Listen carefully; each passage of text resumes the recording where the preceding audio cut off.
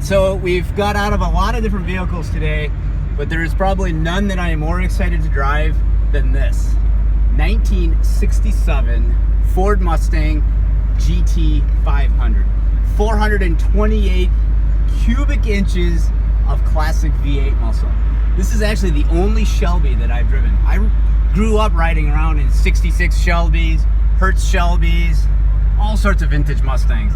This is the first time I've actually ever driven an original Shelby, and it's 1967, which is one of my favorites.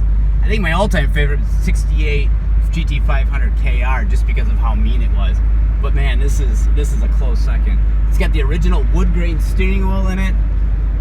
Man, real ultra skinny tires for a performance car. I mean, goodness gracious, you can get into my old Fiesta, that 2011 car, had thicker tires than this. It's just incredible to drive something of this vintage. It's also extremely hot in here too. 428s probably are not really meant to be driving around inside of a closed building at 10 miles per hour, but we're doing it anyway. This is also an automatic car, so this continues my trend of actually never driving a vintage Mustang that's a manual transmission. Every one I've ever driven has always been an automatic. Oh, this thing is fun though. There's something special about driving a really, really old vintage Mustang. I've driven my dad's 66 Mustang a number of times, and there's just something that's so unique about driving something this primitive. It's hard to imagine actually like driving one of these things on the street with all sorts of people around you, because given the value of it.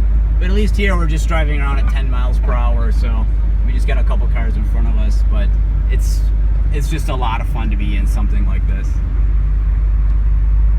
And the sound, of course, is something that you can only get from a vintage Mustang. Little traffic jam up here with the Dub SEMA cars here. We'll go around them.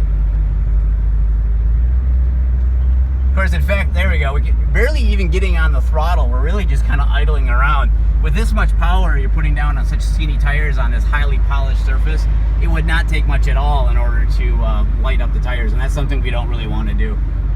We don't want to be the guy that gets in trouble with the Shelby. There we go, get on the gas a little bit. Oh my gosh, does that sound incredible. Such an awesome, awesome car to be driving. To look over the hood with the hood vents pointing back at you, extracting all that hot air out of the hood. Big Shelby stripes going right down the center. It's awesome. There is no doubt about it. This thing is fun. Modern cars can't even compare to the sheer rawness that you're going to get when you're driving something like this, and something that Mr. Carroll Shelby himself helped design.